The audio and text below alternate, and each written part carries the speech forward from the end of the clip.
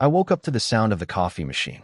Not the usual gentle drip, but that violent choking sound it makes when someone forgets to add water. I dragged myself out of bed, thinking Marla must have been half asleep and careless, but when I walked into the kitchen, I froze. The coffee maker was still plugged in, but she wasn't there. Her mug sat on the counter, lipstick smudged on the rim, half filled with cold, untouched coffee. Her keys were gone. Her phone charger was still plugged beside the toaster. And her wedding ring. God. Her wedding ring was sitting in the middle of the table like she placed it there deliberately, like it was a statement. I didn't panic at first. I just stared at the ring like an idiot, waiting for it to make sense. My brain kept trying to fill in excuses. She went for a walk. She drove to get breakfast. She forgot the ring. Maybe her fingers were swollen. She's coming back. But then I noticed her heels by the door, the pair she only wears when she wants attention. Those red ones that practically light up like warning signs. They were tossed on the floor like she'd kicked them off in a hurry, one facing the wall, one turned upside down. Something was wrong. I felt it in my bones. I checked my phone. 2 missed calls from an unknown number at 3:47 a.m. No message. No text. No explanation. I tried calling her. Straight to voicemail. Tried again. Voicemail. Again. Voicemail. My hands were shaking so badly, I nearly dropped the phone. At 9:12 a.m., the unknown number called back. A man's voice. Too calm. Too practiced. Hey, is this Marla's husband? My stomach dropped. I could barely get words out. They came out like a whisper. Yes.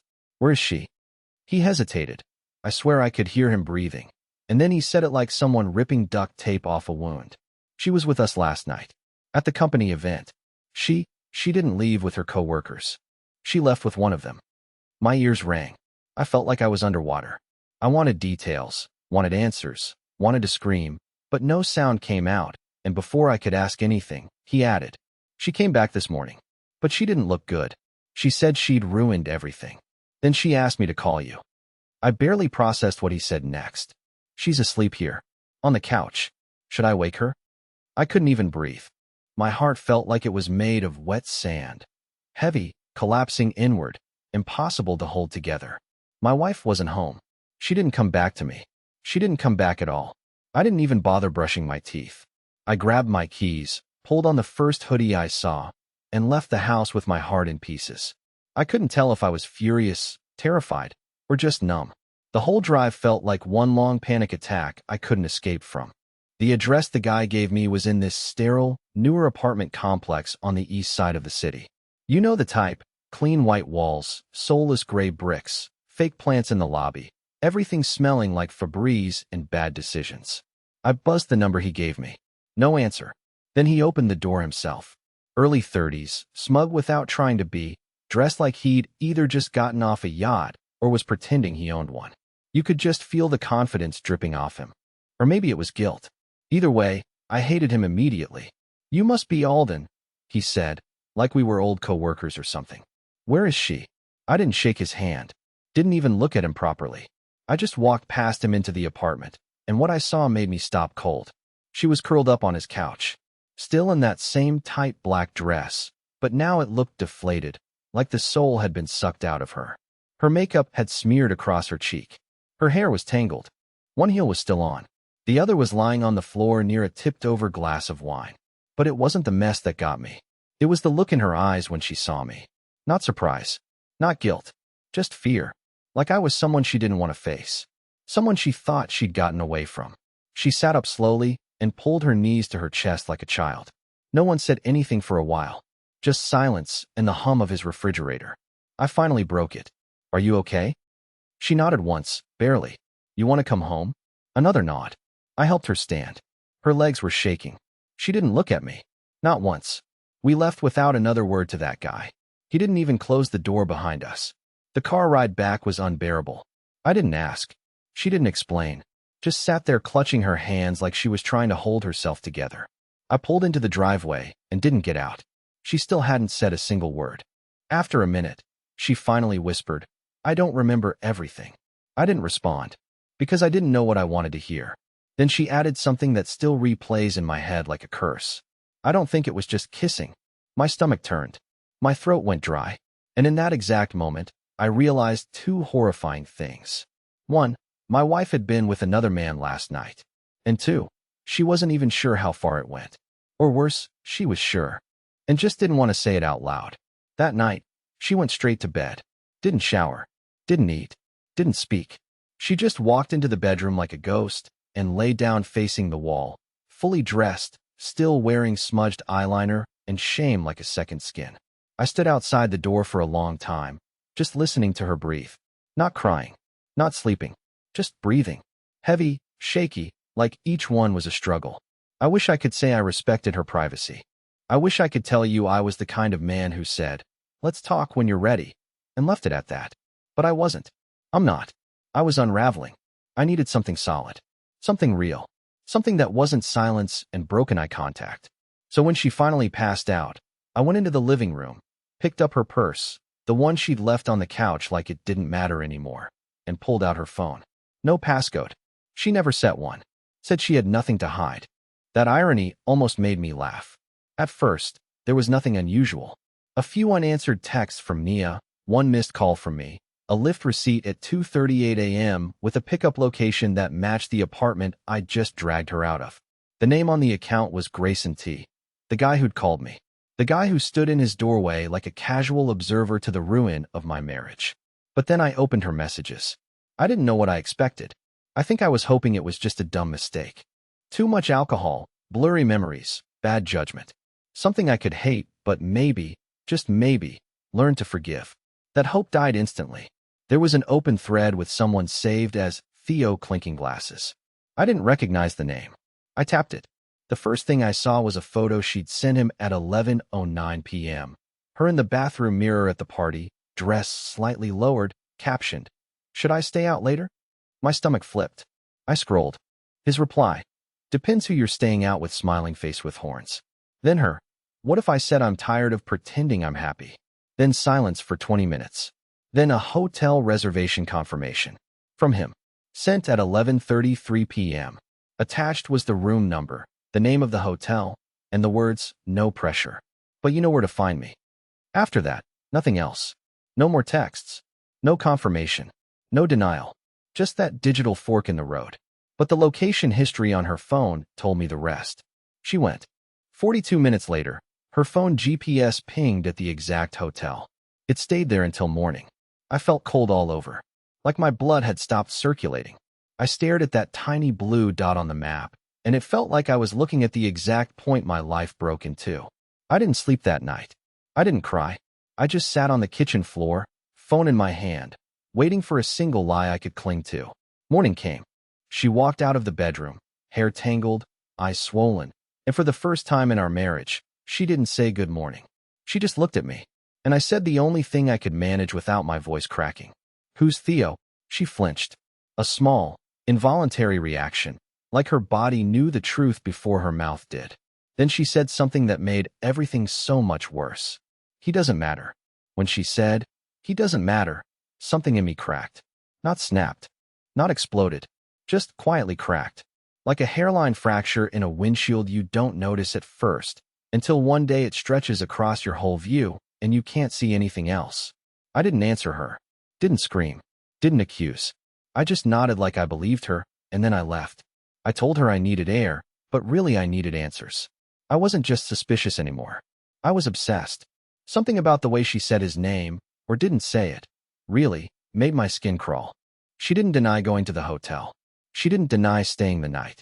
She just acted like none of it mattered. Like I should move on because she was ready to pretend it didn't happen. But I couldn't. So I did something I'm not proud of.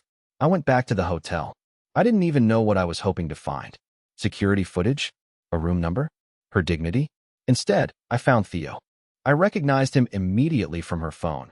His profile picture was a smug bathroom mirror selfie, sleeves rolled up, watch front and center like he was sponsored by Midlife Crisis. But in person, he looked even worse.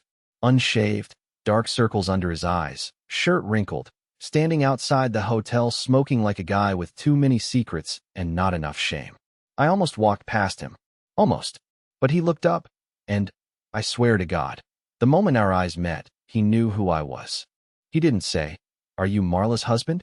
He said, "You found the texts." I froze. It was like someone hit pause on the whole world. He took a drag off his cigarette and exhaled slowly. I figured you would. She's not good at hiding things. Not when she's drunk. Or crying. Or both. I asked him how long. He didn't hesitate. Couple months.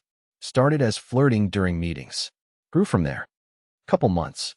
I don't even know what hurt more, the duration, or how casually he said it. Like it was nothing. Like I was nothing. Just a footnote in his story. I asked if it was serious. He laughed. Laughed. No. Not to me. She told me she was miserable. Said you were cold. Distant. I figured it was the usual married woman playing victim routine. But she was good company. Pretty. Desperate in a sweet way. Desperate in a sweet way. I could have hit him. I think he knew that. He backed up slightly and raised his hands like, hey, I'm just the messenger. But then he said something that flipped everything sideways. She told me she was going to leave you. I blinked. What? Yeah, he said, flicking the ash off his cigarette. Last week. After the night at my place. She stayed till noon. Told me she was done lying to herself. Said you didn't make her feel seen anymore. Said the only reason she hadn't told you yet was because she didn't want to destroy you before the holidays. That was when I realized it wasn't a mistake. It wasn't alcohol. It wasn't a one-night lapse in judgment. It was planned. It was real. And she had every intention of walking out of my life. Until something changed. I still didn't know what. Fear? Guilt? Cowardice? I turned to leave. He called after me. Hey, for what it's worth, I didn't know she'd go back to you. If I did, I wouldn't have let her leave that morning. Let her leave. Like I was something to protect her from. Like I was the danger in this story. I didn't go home after that. I drove around aimlessly for hours, looping the same blocks like I was trying to erase myself from the map. At some point, I pulled over and screamed until my throat was raw. Not from rage. From humiliation. That night, I didn't go back to the house. And Marla didn't call to ask where I was. I didn't go home until late the next day. I had slept in my car. Not because I didn't have anywhere else to go.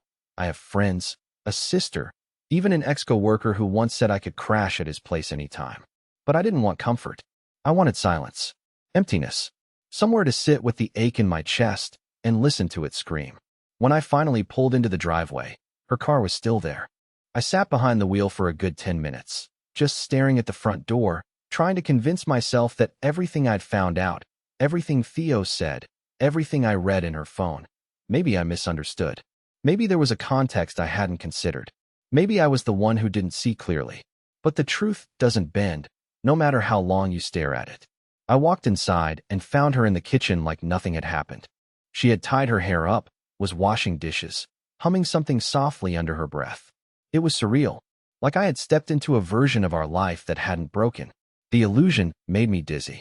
She looked over her shoulder, gave me a slight smile, and said, hey, that's what she led with. I didn't answer. I just stood there, keys still in my hand, jacket still on, heart pounding so loudly I could feel it in my fingertips. Then I asked, flatly, how long have you been sleeping with him? The plate in her hand didn't even slip. She kept rinsing it like she was washing off guilt. After a moment, she set it down, turned off the tap, and dried her hands with a towel, slow, deliberate, like she needed a ritual before speaking. I guess you talked to him. That was it. No denial. No fake confusion. No, what are you talking about? I nodded. Theo said it's been going on for months. That you told him you were going to leave me. She leaned against the counter, crossed her arms, and said, I thought about it.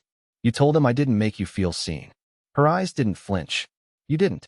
The room was dead quiet, except for the faint ticking of the wall clock. I waited for her to say more. To crack. To cry. But she didn't. She just stood there like a statue carved out of apathy. I asked, why did you come back, Marla? She didn't hesitate. Because I realized he wasn't worth ruining everything for. That hit harder than I expected. She didn't come back because she regretted what she did. Or because she missed me. Or because she realized she still loved me. She came back because he wasn't good enough. I felt the floor shift under me. You were going to leave, I said, voice shaking now. You had it planned. I was angry. I was lonely. I thought he saw me. Turns out, he just liked the thrill. And I liked the attention. She paused. You stopped looking at me like I was someone worth chasing. So your solution, I said, was to throw yourself at the first guy who flirted back? She smiled, not out of joy. That awful, cold kind of smile people give when they're done pretending to care what you think of them. No, Alden. My solution was to try and feel alive again. You were just too busy watching your shows and folding laundry like we were already 60. That broke me.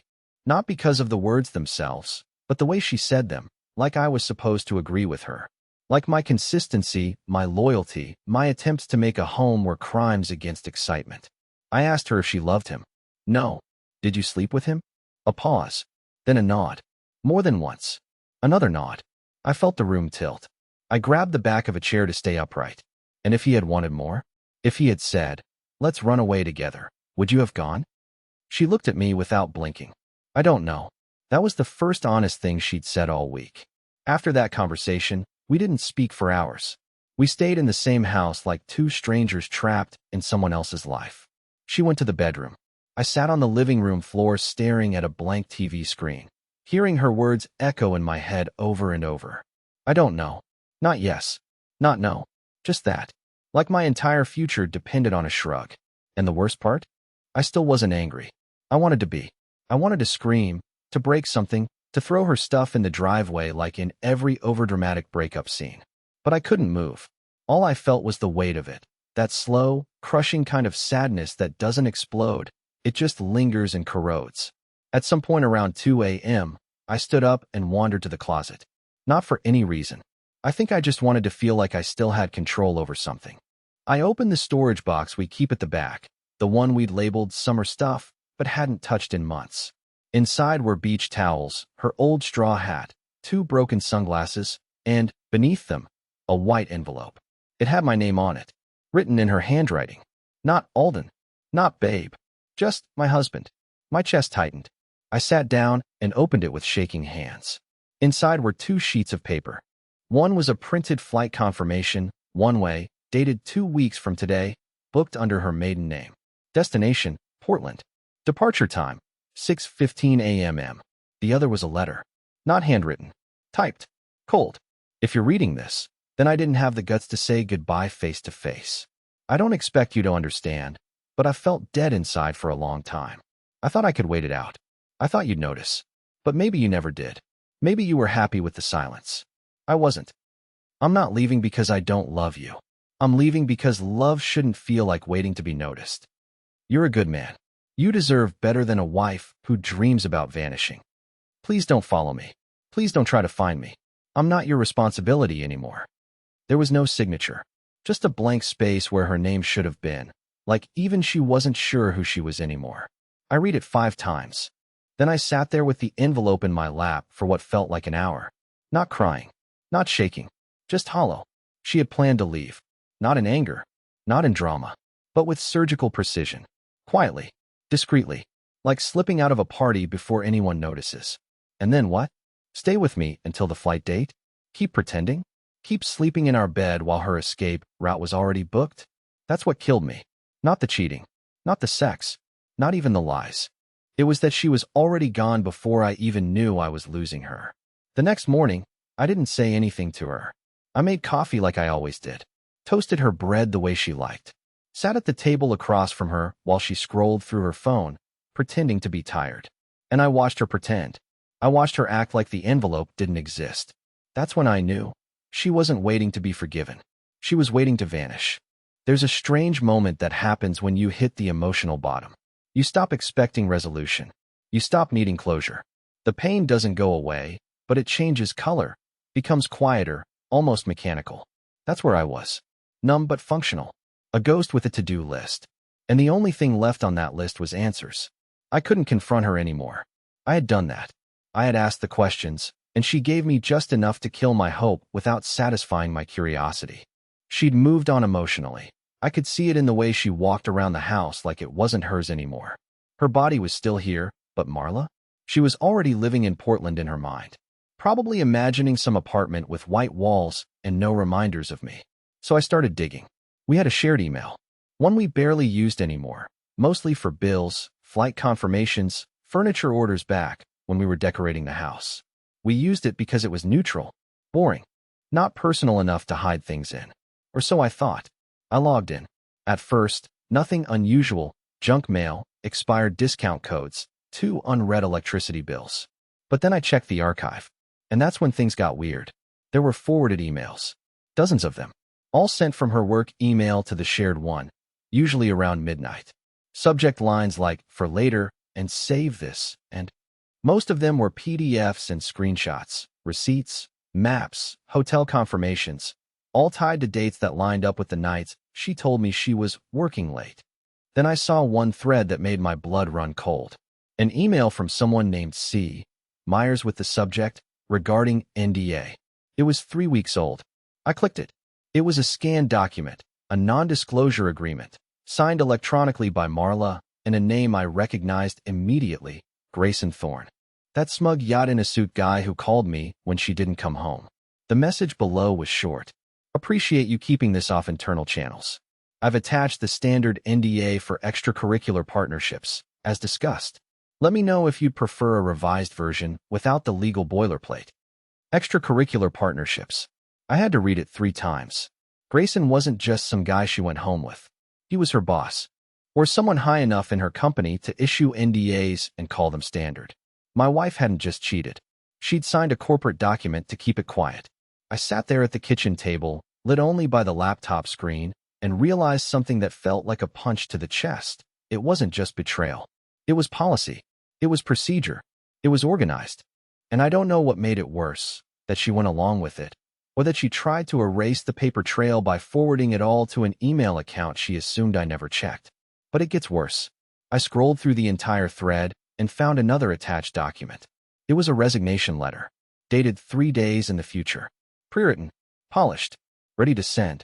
She was planning to quit quietly, disappear to Portland, cash in her unused PTO, and never have to explain anything to anyone. Not her friends, not her coworkers, not even her family. The only person she'd leave in the dark was me. Because why bother explaining things to someone you've already written out of the ending? That was the night I stopped asking questions.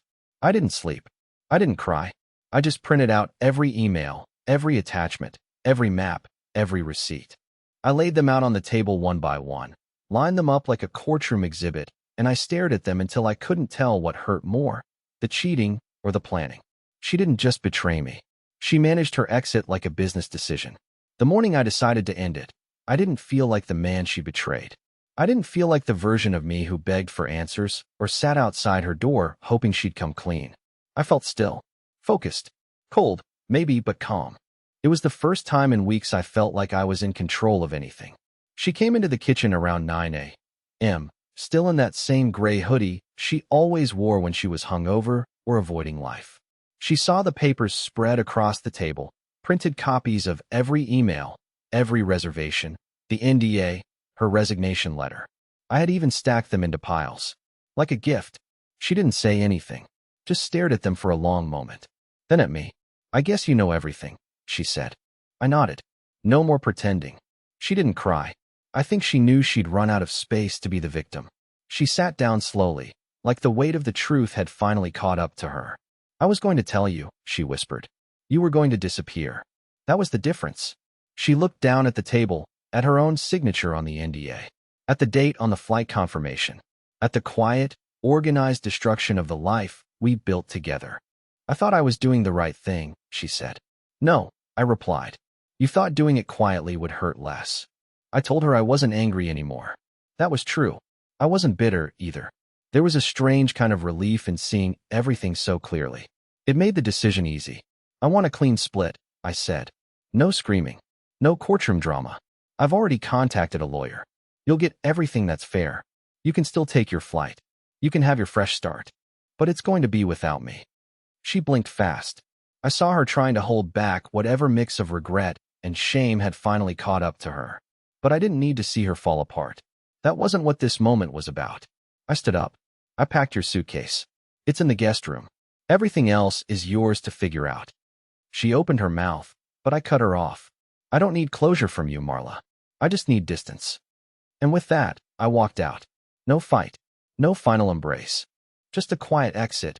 Exactly the kind she wanted, but on my terms. It's been 5 months now. I moved into a small apartment closer to my sister. I started therapy. Got back into photography, something I dropped years ago because, well, life got in the way. Turns out, Pointing a camera at something beautiful helps you remember the world isn't always cruel. I still think about her sometimes, but not in the way I used to.